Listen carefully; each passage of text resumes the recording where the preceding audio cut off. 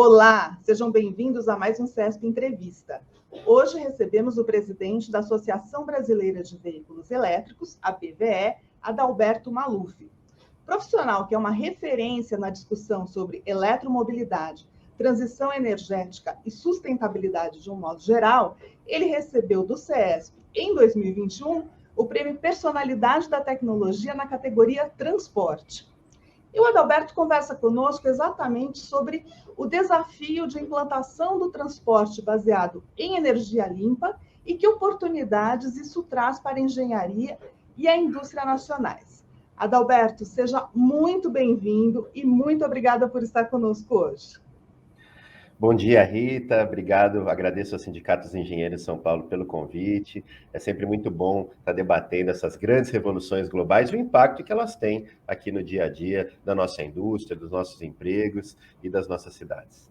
Adalberto, para a gente começar esse papo, eu queria que a gente fosse ali no início da questão mesmo. Por que é importante fazer essa transição no transporte? Por que a gente tem que enfrentar esse desafio e ser bem-sucedido? Claro. A eletromobilidade avançou muito no mundo nesses últimos anos, puxados em parte por uma agenda ambientalista dos governos, né? Hoje o mundo está envolvido em reduzir as emissões de poluentes, né? Em reduzir a emissão de gases de efeito estufa. Relatórios recentes da ONU mostram que a gente está aquém das medidas para reduzir a emissão. Então, foram aprovadas políticas ambientalistas muito consistentes na Europa, nos Estados Unidos, na China, inclusive, para reduzir a emissão de poluentes.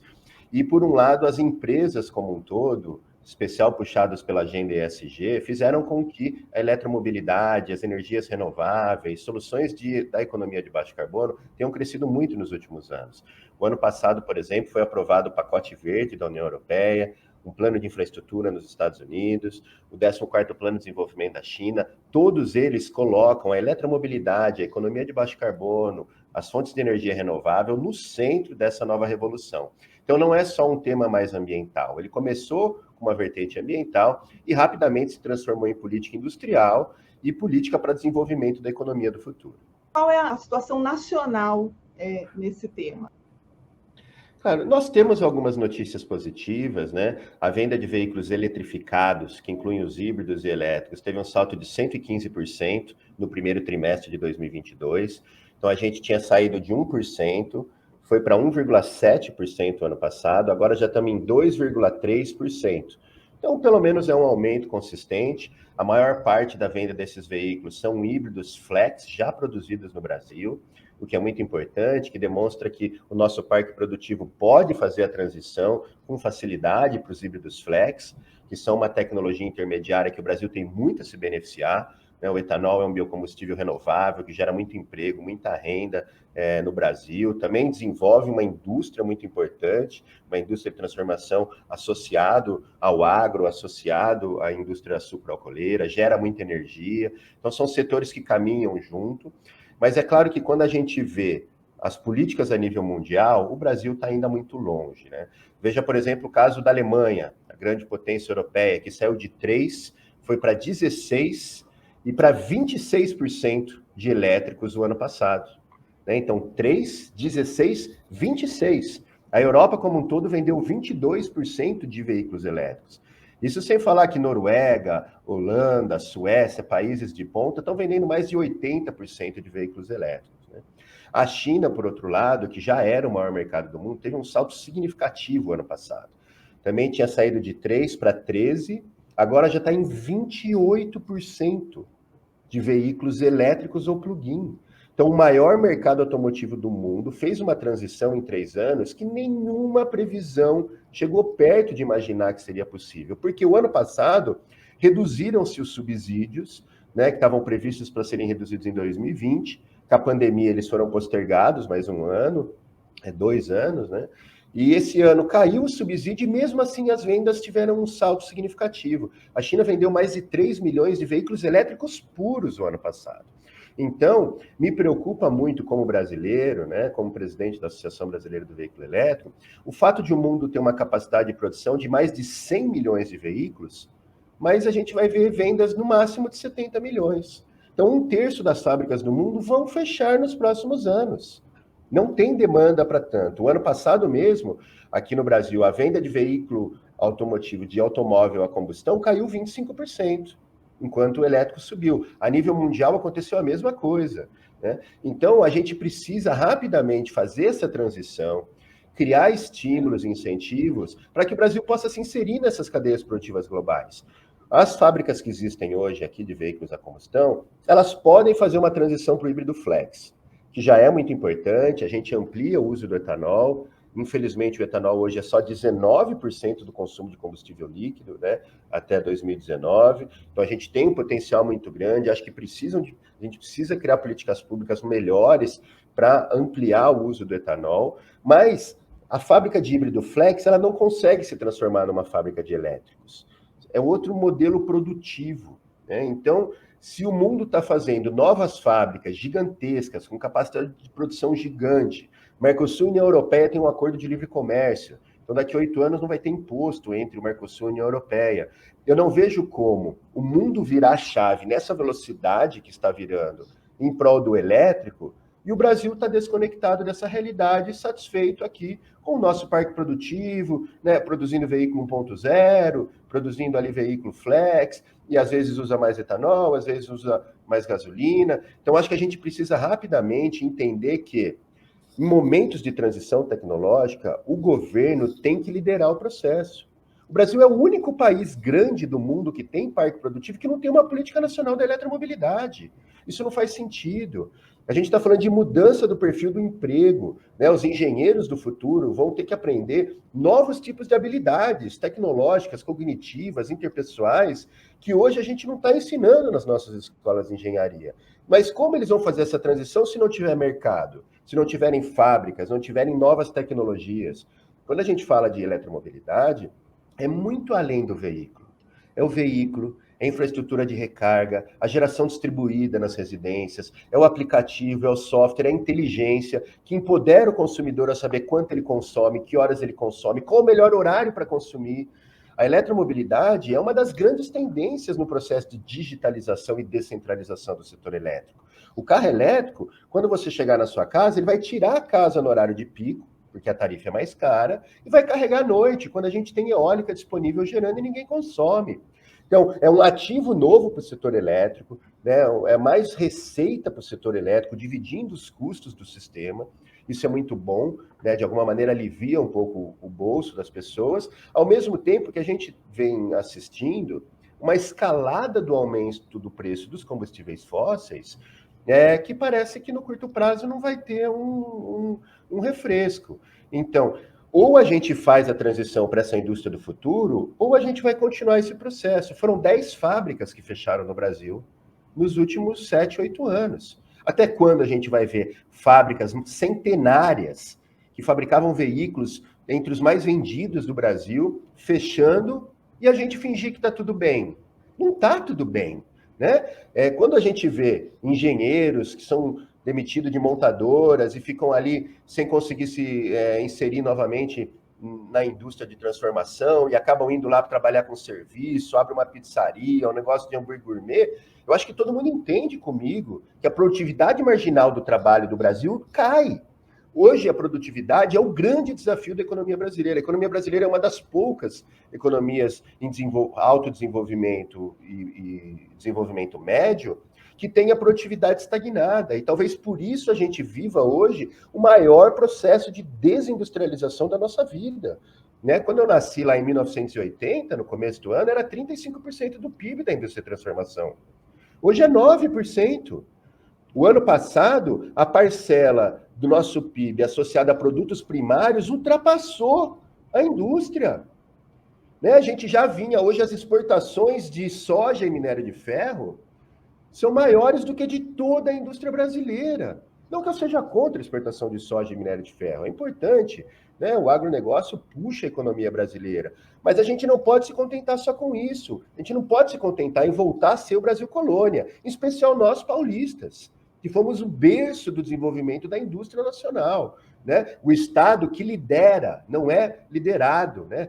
Duco, não ducor. A gente sempre teve essa visão de futuro, e se São Paulo foi uma das metrópoles que mais cresceu no século passado, teve a ver com a industrialização. Eu estou aqui no interior de São Paulo, na cidade de Campinas, 25% do emprego industrial está na indústria de transformação, né? A gente acompanha muito programas de formação de jovens, né, em especial nas periferias da cidade. A única perspectiva de emprego para ele é fazendo um curso técnico, entra numa indústria, num cargo, vai subindo, depois ele consegue fazer. Agora, esse jovem da periferia vai trabalhar no agronegócio? Vai trabalhar com alguma coisa com minério de ferro? Não vai. Então, infelizmente, a gente vive hoje o pior momento possível, porque o mundo aprovou pacotes trilionários, trilhões, não são bilhões, não, são trilhões de dólares, para fazer a transição das suas indústrias, para criar a economia do futuro, para brigar pela economia de baixo carbono. Eu acho que o Ocidente acordou de que a China estava dominando do ponto de vista tecnológico a revolução de vários setores de alta tecnologia no mundo. Então, você tem lá o maior pacote de infraestrutura da história dos Estados Unidos. Mas no Brasil, a gente se contenta, e ouve isso, né, às vezes, de ministros, o pessoal do governo. Não, está tudo bem, o agro está indo bem, é o que importa, a gente não precisa de uma política industrial. Não, a gente precisa sim.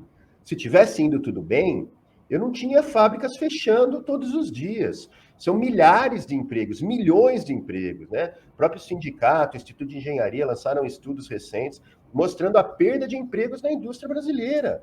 Então, ou a gente faz essa renovação do nosso parque produtivo para se inserir nas cadeias produtivas globais, e para isso precisa do governo federal coordenando, articulando, financiando a ciência e tecnologia. Olha que eu nem falei de ciência e tecnologia, hein? Porque se pegar o pacote de ciência e tecnologia aprovado pela China, pelos Estados Unidos e pela Europa o ano passado, alguns deles mais do que dobraram a capacidade de gerar inovação em 2, 3 anos. A gente caiu para metade a nossa capacidade de pesquisa e inovação. Temos o menor orçamento de ciência e tecnologia dos últimos 15 anos, conforme apareceu na imprensa recentemente. Então, ou a gente entende que em momentos de grande transformação tecnológica, nós precisamos coordenar os esforços do governo, do executivo, do legislativo, do setor produtivo, da academia, ou a gente corre um risco muito grande de ficar aqui deitado em berço esplêndido e quando a gente resolver acordar, ser tarde demais. Em linhas mais gerais, se o governo decidisse olhar para isso e atuar estrategicamente nisso, quais seriam as linhas principais desse Plano Nacional de Eletromobilidade, por exemplo? O que seria essencial para que o Brasil conseguisse entrar nesse caminho? Rita, eu acho que primeiro a gente precisa pensar que um plano nacional é uma política extremamente integrada do ponto de vista de interdisciplinaridade, né? Então a gente está falando de política de inovação, de pesquisa, política de uso do poder de compra do governo, né, para poder ajudar a alavancar alguns setores quando a indústria está iniciando. Mas, inicialmente, a gente tem que conversar sobre questões de isonomia fiscal. Hoje, um carro elétrico paga mais imposto do que um carro a combustão no Brasil. Isso é um absurdo. Que país do mundo que sobretaxa o elétrico? Eu pesquisei, lá na BVE a gente tentou pesquisar para ver se existia algum paralelo, não conseguimos descobrir nenhum país que sobretaxa, né? Então eu não sei os motivos que levaram o governo lá atrás, na aprovação do Rota 2030, até suspeito, mas, né, deixo minha opinião pessoal de lado. Eu não entendo por que no Rota 2030, todo aquele pacote de incentivo à indústria do futuro que foi desenvolvida, eu participei do Rota 2030. Eu fui para Brasília quase cada 15 dias durante 1 ano e meio. Foi um plano muito bem feito, envolvendo o Ministério de Ciência e Tecnologia, Minas e Energia, Ministério da Indústria na época, Anfave, ABEFA, BVE, todas as associações, Sindipeças. Foram debates muito consistentes que criaram planos bastante abrangentes de adensamento da cadeia produtiva, de itens obrigatórios de segurança, de eficiência energética. Mas, naquela ocasião, né, aos 45 do segundo tempo, o presidente Temer cedeu a, né, alguns interesses e optou por retirar todos os estímulos que existiam para essa indústria do futuro, né?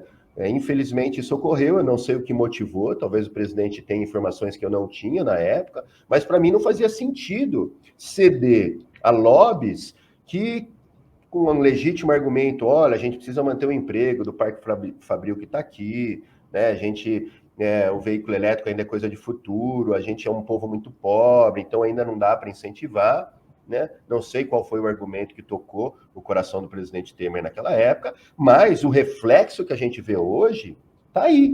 O Brasil ainda é um dos únicos países que sobretaxa o elétrico. Mesmo estados que dizem-se na vanguarda, como é o caso de São Paulo aprovou recentemente o Pró-Veículo Verde, estímulos, né, para usar o crédito do ICMS, para fazer investimento em ferramental, para renovação da indústria, muito legal. Agora, São Paulo não resolveu o problema do ICMS. Resolveu o de veículo, que veículo pagava 12, veículo a combustão e elétrico 18, e fez isonomia, mas um caminhão elétrico não. Um caminhão elétrico hoje em São Paulo paga 18 de ICMS, um caminhão diesel paga 12. Né? E nós tentamos sensibilizar a Secretaria de Fazenda sobre isso, e eles disseram, olha, a gente não precisa mexer nisso, é muito complexo e tal. Quer dizer, se uma Secretaria de Fazenda, com pessoas extremamente qualificadas, eu estou falando de um nível técnico de altíssimo nível, pessoas com alto nível que compram a ideia e falam, não, faz todo sentido, vamos resolver essa distorção. Depois ele vai para o nível mais alto lá da secretaria, não faz isso, porque a gente tem fábrica aqui de caminhão diesel, então isso pode gerar problema com eles. Como problema com eles? Essa fábrica está indo hoje aqui, mas se ela também não fizer a transição para o híbrido e depois para o elétrico, essa fábrica não vai continuar aqui. Ou é possível que a gente feche as nossas fronteiras, né? Quando eu olho as projeções de futuro, a própria Anfávia lançou uma projeção com o Boston Consulting Group, que eu acho bastante tímida, mas mesmo aquela projeção já diz que em 2035, 70%, 80% dos veículos do mundo já vão ser elétricos. Projeções mais atuais hoje já estão dizendo que em 2030, a grande maioria dos veículos do mundo vão ser elétricos puros, né? Só que a mesma projeção do governo brasileiro, lá no Plano de Desenvolvimento da Energia, fala que em 2050 a gente vai ter de 10% a 15% de elétrico. Como? Não faz sentido. Não faz sentido que o Brasil esteja desconectado da realidade global. Se o mundo vai estar... E olha só, vou repetir os números que eu falei, né? Da Alemanha, da China. O mundo saiu de 11, o mundo, incluindo África, Sudeste Asiático, a Índia, que estava mais lenta, agora finalmente aprovou 2 programas muito consistentes que alavancaram a venda, o parque produtivo, né? Se o mundo saiu de 11 para 23% de híbrido elétrico, e esse ano vai passar de 40% entre híbridos e elétricos, essas projeções que diziam 70% em 2035 estão todas erradas. Em 2025, né? Eu mesmo, lá na BVE, a gente está se debruçando sobre isso, tentando agora contratar um estudo com premissas um pouco mais alinhadas a essa nova mudança. A gente está começando a ver números e que talvez em 2025 o mundo já esteja vendendo mais híbrido elétrico do que carro a combustão. 2025. Vai estar no mandato do próximo presidente. No meio do mandato do próximo presidente, ele vai ser surpreendido com essa bomba. Uau! O mundo mudou e a gente? Não, a gente está aqui deitado em berço esplêndido, achando que está tudo bem, vendo indústrias e indústrias fechando. Aqui no interior de São Paulo mesmo, Campinas, por exemplo, é um caso à parte. Campinas lidera rankings de sustentabilidade, de cidade inteligente do Brasil. E não é à toa que Campinas cresceu muito mais do que a média da economia nacional. Não é à toa que Campinas gera tanto emprego e inovação quanto ele gera, porque ele tem equipamentos de pesquisa e desenvolvimento que pouquíssimas cidades do Brasil têm. E não é só Unicamp, CPQD, Sirius, né? A gente está falando de ações de empresas privadas que são incentivadas, por exemplo, pelo PADIS, Programa de Incentivo à Indústria de Semicondutores, né? E aí você tem uma BYD, você tem uma Samsung, você tem gigantes de tecnologia que investem aqui, gerando inovação, gerando pesquisa, né? Então, por isso que Campinas está indo bem. Agora, o resto do Brasil, a gente fica muito preocupado, né? Eu imagino, por exemplo, o pessoal lá da Bahia. Quando a Ford anunciou que ia sair, a Ford era o maior arrecadador de ICMS do estado. Imagina você perder, não é só você perder aquelas dezenas de mil empregos, né? Que tem um impacto social incrível, né? Não estou desprezando isso. Eu imagino o que acontece quando você manda 5 mil pessoas numa indústria daquela, ficam sem trabalho. Você tem um impacto social gigantesco. Agora, era o maior arrecadador de ICMS do estado. Então, o impacto é muito maior do que isso. Então, infelizmente, Rita, na minha opinião, né, e na nossa percepção lá, na Associação Brasileira do Veículo Elétrico, o Brasil ainda está desconectado das mudanças globais.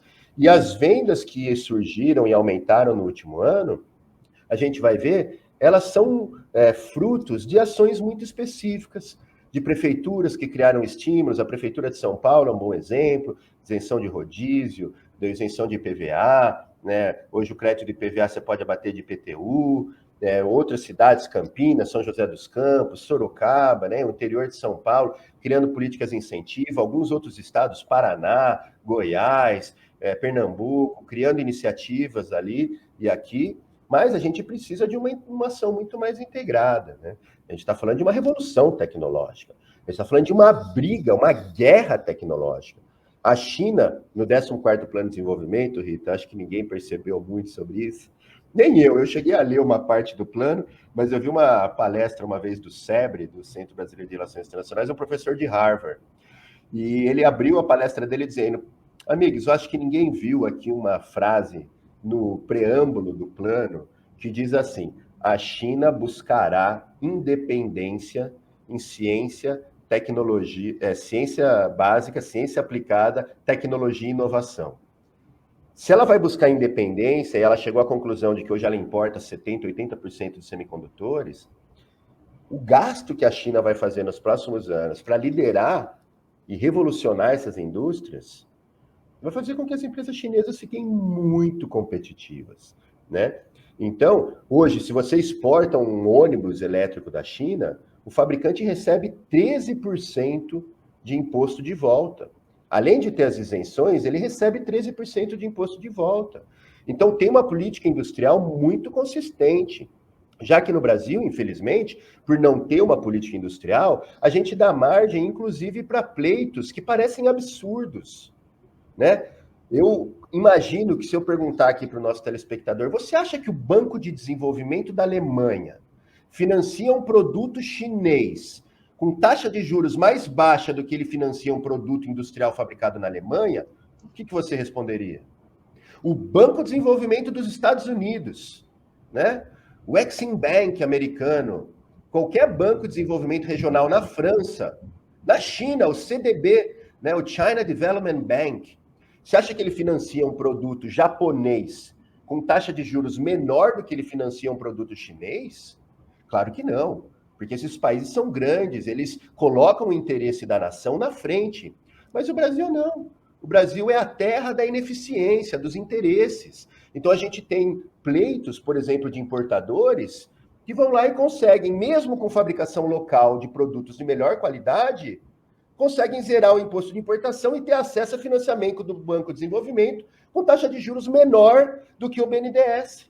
Então você tem lá o Banco do Nordeste, o BNB, financiando produtos importados mais barato do que o BNDES financia o Finame, um produto que cumpriu o conteúdo local, que fez pesquisa, inovação e desenvolvimento. Quer dizer, não faz sentido. Só faz sentido para uma elite financeira, econômica brasileira, que acha que pode ficar ganhando dinheiro às custas da sociedade. Ah, vai fechar 2 fábricas ali no interior de São Paulo, 10 mil empregos, tudo bem. Eu vou ganhar mais 10 milhões nesse negócio aqui, eu estou satisfeito, né? Então, o Brasil tem que mudar.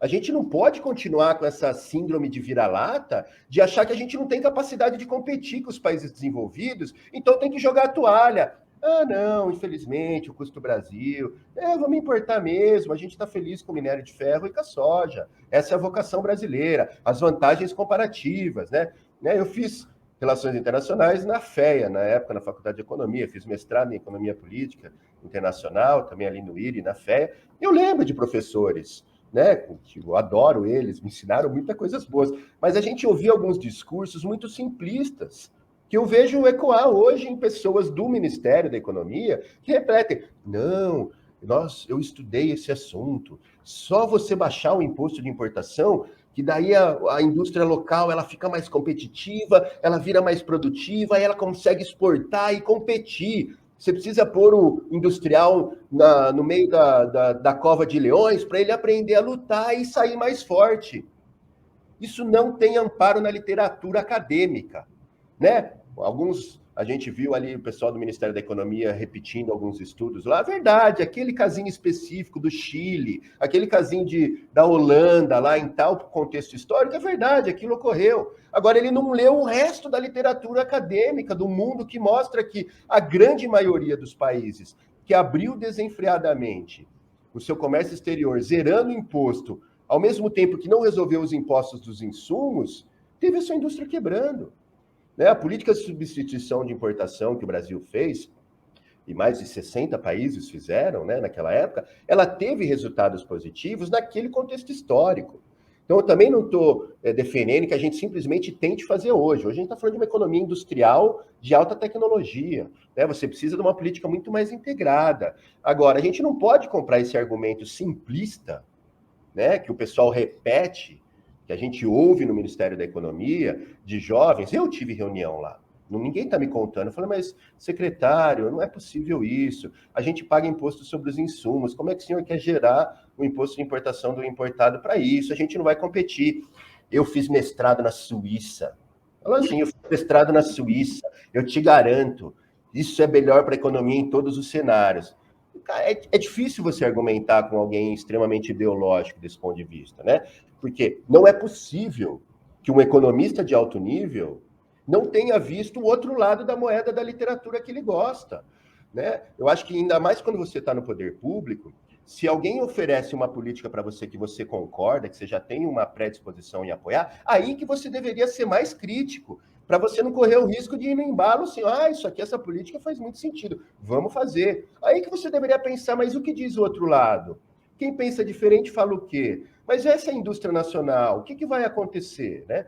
Então, é um contexto muito difícil, inclusive a BVE, né, eu agradeço o apoio do Sindicato dos Engenheiros, também o apoio do Instituto de Engenharia, na nossa última reunião do Confrota, do Conselho do Clima, quando a gente trouxe uma preocupação da indústria nacional para a Prefeitura de São Paulo, em relação ao pleito que foi feito por importadores de ônibus, de zerar o imposto de importação para ônibus elétricos, com esse falso argumento de que não tem fabricação nacional, né, de que os fabricados nacionalmente não são competitivos.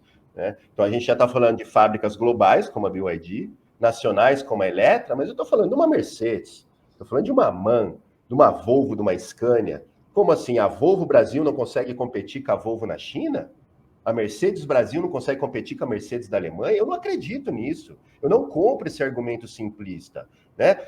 Zerar o imposto de importação só vai beneficiar uma empresa importadora, um importador, um lobista, né, que fez isso, vai ganhar uma licitação pública, porque a licitação pública é menor preço, e a licitação pública por menor preço não compra qualidade, aí a sociedade vai ter que pagar um 10% mais barato, achando que vai melhorar, 10% reduz menos de 1% no custo total de operação, e depois de 2 anos esses ônibus vão quebrar, e a sociedade vai falar, ai, que pena, né, o ônibus aqui importado da China, de menor qualidade, ganhou a licitação, infelizmente ele está quebrando e agora tudo bem. Né? Então, até quando a gente vai deixar isso acontecer? Né? A gente está falando de grandes transformações tecnológicas, então ou a gente entende esse contexto e faz alguma coisa para lutar e colocar o Brasil nessas cadeias produtivas globais, ou simplesmente a gente vai ser engolido, né? E todos os engenheiros e amigos aí que trabalham na indústria, que estão nos ouvindo, olha, vão ter que pensar em outra coisa para fazer, porque eu não sei se vai ter emprego na indústria brasileira se continuar desse jeito. A cidade de São Paulo, isso é discutido lá no Confrota, tem esse plano de transição para energia limpa, mas que parece que enfrenta muitas dificuldades para ser colocado em prática. Qual que é a sua perspectiva em relação a isso? Esse plano específico da cidade de São Paulo para a transição dos veículos? São Paulo foi pioneira na aprovação da Lei do Clima, né, lá atrás, ainda na época da gestão Serra, Kassab como prefeito. A gente teve muitos avanços ocorrendo. É verdade que no primeiro momento a lei não foi cumprida. Depois, alguns anos atrás, a gente teve a aprovação de uma nova meta, que coloca uma redução progressiva de 10% na emissão de poluentes, desde 2020 até 2030. Então, em tese, até 2032, a gente teria que ter reduzido 50% da emissão de CO2, 80% a 90% da emissão de material particulado inox. Depois de muito debate com a sociedade, Na última concessão de ônibus, foi inserido a lei do clima dentro dos contratos. Então, São Paulo teve um mérito muito grande. Naquela época, foi um lobby muito pesado para que isso não ocorresse, mas um lobby legítimo. Porque a gente via ali algumas montadoras e alguns operadores de ônibus achando que não teria como fazer aquela renovação, porque a gente vivia um momento econômico muito difícil. Aí veio a pandemia, né? Então os primeiros projetos de ônibus elétricos saíram do papel, inclusive na cidade de São Paulo. Veio a pandemia, impactou o transporte público de uma maneira muito grande. Então a prefeitura teve essa flexibilidade, que eu acho que foi correta, né? De adiar esses 2 primeiros anos da entrada da lei. Mas agora, a partir de 2022, né, a gente está falando já de frotas muito grandes pelo Brasil que começam a ser vendidas. Só a BYD, por exemplo, a empresa que eu trabalho, a gente vendeu 1.500 ônibus para Bogotá o ano passado. 1.500. Eram ônibus que, historicamente, eram vendidos em empresas brasileiras. A gente exportou o primeiro ônibus aqui de Campinas para Medellín e para Bogotá para fazer os testes. Mas quando veio a licitação, a gente comprou da China, porque a nossa fábrica aqui não teve a escala ainda necessária para nacionalizar os componentes e ser competitiva. Então, não liderar o processo de renovação de frota deixa as fábricas brasileiras numa situação de menor competitividade em relação aos vizinhos. O Chile, por exemplo, Santiago também, historicamente, sempre foi provido de ônibus fabricados no Brasil. O ano passado, Santiago teve aí mais de 1.500 também, 1.400, né, ônibus elétricos entrando em operação, a grande maioria importado da China. Né? Então, São Paulo fez a sua lição de casa. Tem a lei, colocou no contrato, criou com frota. A Secretaria do Clima hoje, ela é extremamente profissional no sentido de debater as políticas. Acho que o secretário Pinheiro Pedro vem fazendo um trabalho muito bom de ouvir todos os lados, de entender os argumentos de todos os lados.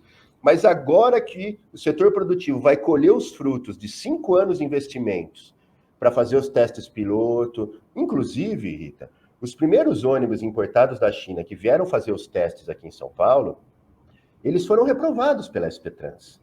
Eles fizeram testes, mostraram do ponto de vista técnico, mas a própria SP-Trans mostrou que aquele monobloco feito de alumínio, no contexto brasileiro de piso acidentado, onde a gente põe muita gente dentro do ônibus, mais do que a especificação, com o efeito torção, de subir, descer e buraco, você começa a ter rachaduras na porta e na janela depois de 4, 5 anos. Então você tem que ficar fazendo reforço. Por isso que o Brasil não tem mais aquele monobloco de alumínio, diferente da China, da Europa e dos Estados Unidos, né? Que lá o piso é maravilhoso, o piso onde roda o transporte público. Aqui as carrocerias são reforçadas, são de aço, alumínio com aço, né? Então você tem ali uma história por trás. Então, se nós acertarmos esse falso argumento de que, olha, não tem capacidade produtiva para entregar no Brasil, que não faz sentido. São Paulo tem que comprar, pela lei do clima, 2.700 ônibus até 2024. É bem tranquilo, né? A BYD tem mais de 1.200 de capacidade de produção. A Mercedes é um número infinito, né? A Volkswagen, a Volvo, todos esses têm capacidade de produção gigantesca no Brasil. Então, esse é um argumento muito, muito ruim. Mas vamos dizer que eles consigam zerar o imposto de importação, né? Que a gente tem aí gente muito grande por trás dessa negociação, a nível federal, municipal. Espero que eles não sejam bem-sucedidos, mas existe o risco muito grande deles serem sucedidos. Eles conseguem trazer um lote de ônibus importado da China de carroceria de alumínio que já está pronta, tá? São estoques velhos que ficaram lá porque a China zerou o subsídio para os ônibus e as grandes cidades já tinham trocado. Então, hoje a renovação de ônibus elétricos na China é muito menor do que foi no passado. Então, você tem grandes capacidades produtivas ociosas. Aí você vai trazer esse lote para o Brasil, a SP-Trans foi contra. Então, quer dizer, eles vão querer enfiar a goela abaixo da Secretaria de Transporte e da SP Urbanos, né, da SP-Trans, um ônibus só porque tem interesses ali de fazer com que o ônibus importado opere na cidade de São Paulo. Quer dizer, isso seria o cúmulo do absurdo, né? Espero que isso não seja aprovado. Fiquei muito feliz mesmo de ver o Instituto de Engenharia, o Sindicato dos Engenheiros, o CIMEF, a Anfávia, a própria BVE, todo mundo se manifestando. Né? Muitos prefeitos, alguns secretários de transporte haviam assinado cartas apoiando o pleito dos importadores. Depois que o setor produtivo foi conversar com eles, a grande maioria retirou o apoio, disseram que foram enganados. Olha, nos enganaram, falaram que não tem capacidade de produção e que o pleito era para reduzir o imposto sobre os insumos. Eu não sabia que eles queriam zerar o imposto do ônibus completo da China contra a indústria nacional. Então, felizmente, muitos prefeitos retiraram o seu apoio, né? Então, a gente torce para que mais essa iniciativa aí não saia do papel, para que a gente possa finalmente cumprir os nossos planos de nacionalização. Que hoje as fabricantes têm um plano muito bem feito. Se eu vender X ônibus, eu nacionalizo tais e tais componentes, né? O meu sistemista e fabricante de autopeças, ele investe lá em tal ferramental. Se eu der um volume mínimo para ele, ele produz esse e aquele produto. E a gente vai nacionalizando e dando competitividade para a indústria e menos influência do dólar. Porque aí, sendo produção nacional, o dólar sobe, o dólar desce, a produção tem ali aquele preço mais ou menos possível. Então, é um momento muito difícil. Espero que não. A gente tem 100 mil empregos diretos na indústria automotiva, né? São Paulo tem quase metade de todas as fábricas de veículos, uns 45%, né? Então, acho que são 68, tem uns 30 aí de 68, quase. Então, eu espero que a gente consiga finalmente afastar essa proposta que seria catastrófica para a indústria nacional e poder cumprir um plano, um programa, uma visão de futuro para que a indústria brasileira consiga adensar e ampliar a sua produção. Vamos todos atuar na medida das nossas possibilidades para que isso se concretize, né? Tudo isso significa desenvolvimento, emprego na engenharia, emprego de um modo geral para os brasileiros, né, Adalberto? Adalberto, te agradeço muitíssimo pela presença aqui no CESP Entrevista, por essas informações super esclarecedoras. Muito obrigada. Eu que agradeço, Rita, agradeço aos sindicatos engenheiros, é sempre uma honra muito grande estar aqui. E eu acho que a gente precisa fazer isso, Rita, sensibilizar a opinião pública, né, para a gente tentar influenciar os nossos tomadores de decisão, de pensar que a política pública ela é integral, ela é multidisciplinar. A gente não pode comprar esses argumentos simplistas de soluções mágicas, né?